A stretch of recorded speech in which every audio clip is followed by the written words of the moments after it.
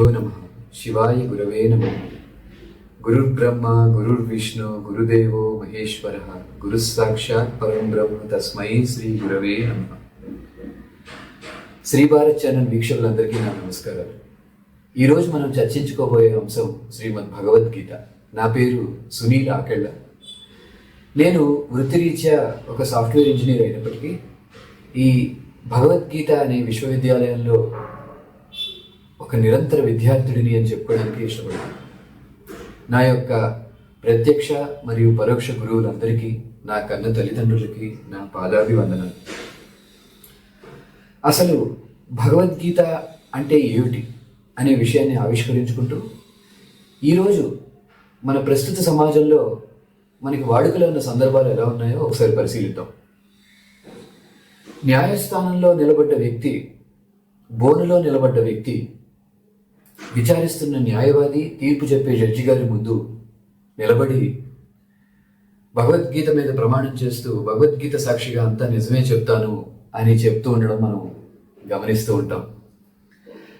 అలాగే మంత్రులు, ఎమ్మెల్యేలు వాళ్ళ పదవీ స్వీకారానికి ముందు ప్రమాణ స్వీకార ఘట్టంలో కూడా భారత రాజ్యాంగం మీద కొన్నిసార్లు భగవద్గీత మీద కూడా ప్రమాణం చేస్తూ వారి మిగతా ప్రసంగాల్ని, వాగ్దానాల్ని చేస్తూ ఉండడం కూడా మనం పరిశీలిస్తూ ఉంటాం. మరికొన్ని సందర్భాల్లో ఎవరైనా చనిపోయినప్పుడు ఆ చనిపోయిన బంధువర్గాన్ని ఓదార్చడం కోసం మన ఘంటసాల గారి ఆడియో క్యాసెట్ పెడుతూ ఉంటారు. అదేమిటో, ఎందుకైనా మరి భగవద్గీత అనే పుస్తకం. పోనీ ఇది ఎక్కడ మొదలైందో అక్కడికి వెళ్ళి కూడా ఒకసారి పరిశీలిద్దాం. యుద్ధ రంగాన యుద్ధానికి ముందు అర్జునుడు తన గాంధీవాన్ని జారవిడి చేసి నేను ఇంక యుద్ధం చేయను అని రథాన కూలబడిపోయి కూర్చుండిపోతాడు. అప్పుడు శ్రీకృష్ణ పరమాత్మ చేసిన కొన్ని బోధనల వల్ల అర్జునుడు నేను ఇంక యుద్ధం చేస్తాను అని తన సోదరులతో సహా యుద్ధాన్ని గెలిచి తన అన్నగారైన ధర్మరాజుని పట్టాభిషిక్తుడిని చేయించడం మనం చూసాం మహాభారతంలో. మరి భగవద్గీత మనకి ఇదే అందిస్తోందా అనే విషయాన్ని ఇప్పుడు మరింత విపులంగా తెలుసుకోవడానికి ప్రయత్నిద్దాం. లోకంలో మనకి సాధారణంగా ఇద్దరు వ్యక్తులు కనిపిస్తూ ఉంటారు. ఒకరు గురువు, మరొకరు శిష్యుడు. మన అందరికీ కూడా మొదటి గురువు మన తల్లిదండ్రులే.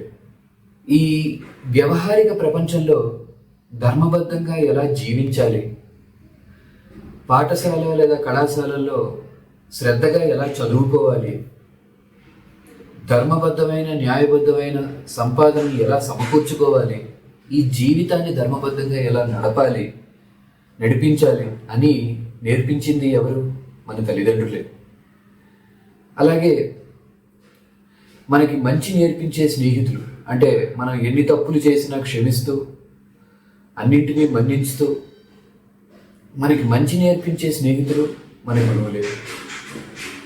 అలాగే మన పాఠశాల, కళాశాల, విశ్వవిద్యాలయాల్లో మనకి చదువు నేర్పించేవారు గురువులే. మన జీవిత భాగస్వామి దగ్గర మనం ఎప్పుడైనా ఒక కొత్త విషయం నేర్చుకున్నప్పుడు వారు గురువులే. ఈ జీవితంలో మనం అనుభవ సహిత జ్ఞానాన్ని ప్రకృతి ద్వారా పొందుతూ ఉంటాం. అప్పుడు ఈ ప్రకృతి మనకి గురువే. ఇదంతా ఎప్పుడు సాధ్యపడుతుందంటే మనం శిష్యుడిగా మన పాత్రలో ఒదిగిపోయి ఉన్నప్పుడు మాత్రమే. అయితే సరిగ్గా మహాభారతంలో యుద్ధానికి ముందు అర్జునుడు ఇలాంటి సందర్భంలో ఇలాంటి భావాన్ని వ్యక్తపరిచాడు. అర్జునుడు ఒక మహారథి. మహారథి అంటే తెలుసా మీకు? మహారథి నిర్వచనం ఏంటంటే 10,000 ధనుర్ధరుల్ని ఏకధాటిగా ఎదుర్కోగలిగిన ఒక మహావీరుడు. అటువంటి వీరుడికి పిరికితనం అనేది ఉంటుందా? అసలు ఇంతకుముందు ఎన్నో యుద్ధాలు గెలిచాడు.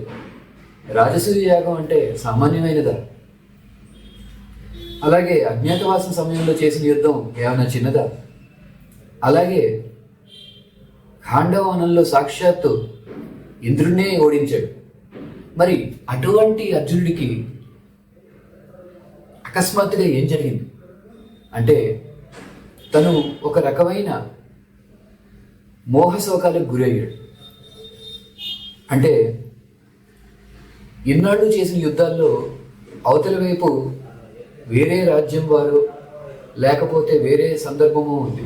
మరి ఈసారి తన ఇంట్లో వాళ్ళు, తన బంధువులు, తన గురువులు, తన పితామహుడు ఇలాంటి వాళ్ళని చంపి ఆ రక్తపు కూడు తినడం కంటే యుద్ధం చేయకపోవడమే నయం కదా. అంటే ఇక్కడ ధర్మానికి అధర్మానికి జరిగిన యుద్ధం ఇది. కాబట్టి ఒక ధర్మ సంకటంలో పడ్డాడు.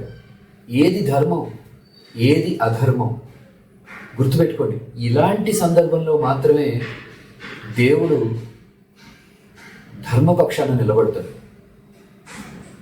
మనం తరచూ చాలామంది అంటూ ఉంటారు, పాండవులు అంటే చాలా అదృష్టవంతులండి, వాళ్ళ దగ్గర కృష్ణుడు ఉన్నాడు అందుకే వాళ్ళు యుద్ధం గెలిచారు, లేదా శ్రీకృష్ణ పరమాత్మ యొక్క సలహాలు తీసుకుని వాళ్ళు ముందుకు వెళ్ళిపోగలిగారు, మనతో దేవుడు ఎక్కడ ఉంటాడు అంటూ ఉంటారు, అవునా? అయితే ఇక్కడ మనం గమనించాల్సిన విషయం ఏంటంటే మనం కూడా ధర్మబద్ధంగా ఉంటే మనతో ఎప్పుడు భగవంతుడు ఉంటాడు. ఆయనే అన్నారు ఒక సందర్భంలో 2వ చాప్టర్లో, స్వల్పమపి యస్య ధర్మస్య త్రాయతే మహతో భయాత్. ఇంతకంటే ఏం కావాలండి మనకి? అలా మరి సరిగ్గా యుద్ధరంగాన తన వాళ్ళని చూసి తను ఒక రకమైన మోహానికి శోకానికి గురవడం వల్ల తను ఒక మాట అన్నాడు, శిష్యస్తేహం సాధిమాం త్వాం ప్రపన్నం. అంటే నేను నీకు శిష్యుడను, నన్ను శాసించు, నేను నిన్ను శరణు వేడుకుంటున్నాను.